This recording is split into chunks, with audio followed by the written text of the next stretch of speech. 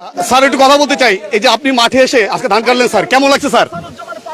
ধন্যবাদ, আমাদের খুবই ভালো লাগছে।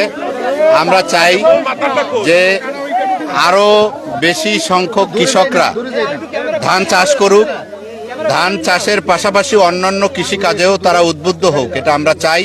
আমরা চাই যে এই শরণখোলার 1 ইঞ্চি মাটিও পতিত অবস্থায় কাজ করতে চাই। কৃষকদের যে সকল সমস্যা, তাদের সুবিধা অসুবিধাগুলো রয়েছে, সেগুলো আমরা তাদের কাছ থেকে জানতে চাই এবং যাতে আমাদের এখানে প্রচুর ফলন হয়। আমরা বলেছি যে আমরা খাদ্যের মানে আমাদের ধান, গম, ভুট্টা সহ আমাদের যে সবজি উৎপাদন হয় প্রচুর পরিমাণে। আমাদের বিশেষ করে শরণখোলার পাশেই আমাদের নিশানবাড়িয়া ইউনিয়নে গত বছরে আমাদের 21 কোটি টাকার শশা বিক্রি হয়েছে। তাই এটাকে আমরা আরও ব্র্যান্ডিং করতে চাই, যে শরণখোলারও ধানসাগর যদি আমাদের নিশানবাড়িয়া ইউনিয়নে যদি 21 কোটি টাকা শশা বিক্রি হয়, ধানসাগর ইউনিয়নে কেন হবে না?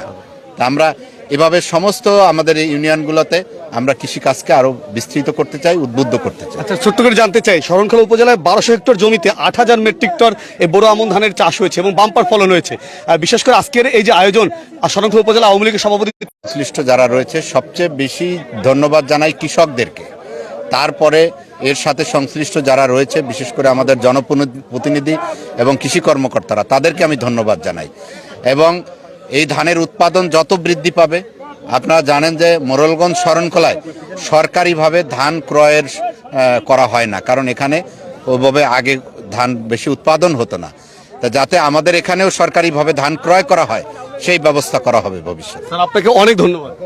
আপনারা শুনলেন ভাগেরহাট 4 আসনের মাননীয় সংসদ সদস্য HM বদিউজ্জামান সোহাগ, তিনি আমাদের মিডিয়াতে কথা বলেছেন এবং তিনি ধান কেটে একটি দৃষ্টান্ত স্থাপন করেছেন। এবং এইরকম ধান কাটার কারণে বিশেষ করে কৃষকরা তারা কিন্তু খুবই খুশি হবে।